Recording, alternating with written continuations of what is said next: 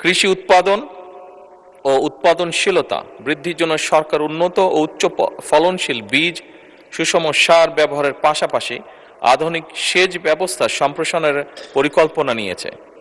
এই জন্য ইতিমধ্যেই 20,000 কিলোমিটার খাল খননের কর্মসূচি সরকার হাতে নিয়েছে, যা ইনশাল্লাহ আমরা আগামী 5 বছরে করব।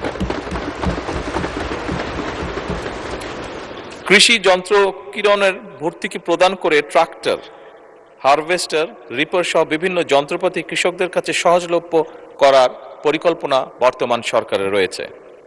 মাননীয় স্পিকার, পতিত জমি আবাদের আওতায় আনা এবং জমির সর্বোত্তম ব্যবহার নিশ্চিত করার জন্য ক্রপ জোনিং পদ্ধতি চালু করা হয়েছে।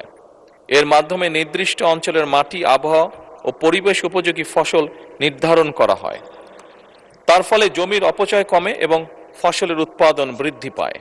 একই সাথে পতিত জমি চিহ্নিত করে সেগুলিকে আবাদের আওতায় আনার জন্য বিভিন্ন কর্মসূচি গ্রহণ করা হয়েছে। যেমন খাল খনন কর্মসূচির মাধ্যমে ভূ-উপরিস্থ পানির ব্যবহার বৃদ্ধির মাধ্যমে পতিত জমি কৃষির আওতায় আনার উদ্যোগ গ্রহণ করা হয়েছে। মাননীয় স্পিকার, এছাড়াও সিলেট অঞ্চলে পতিত জমি সহ চরাঞ্চলের পতিত জমি চাষাবাদের আওতায় আনার জন্য বিশেষ প্রকল্পের মাধ্যমে ব্যবস্থা গ্রহণ করা হচ্ছে। মাননীয় স্পিকার, কৃষি পণ্যের বহুমুখীকরণে সরকার বিশেষ গুরুত্ব দিচ্ছে।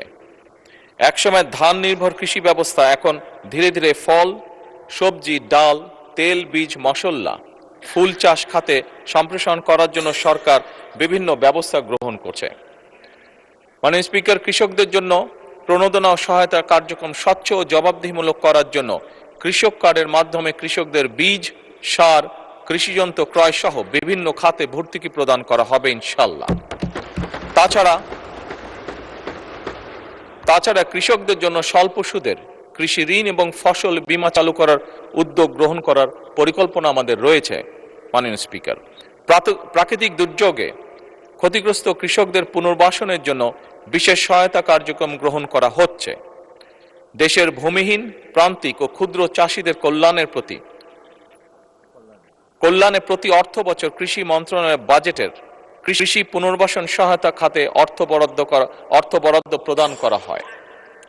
চলতি 2025-2026 অর্থ বছরে কৃষি পুনর্বাসন সহায়তা খাতে 700 কোটি টাকা বরাদ্দ রয়েছে। মাননীয় স্পিকার,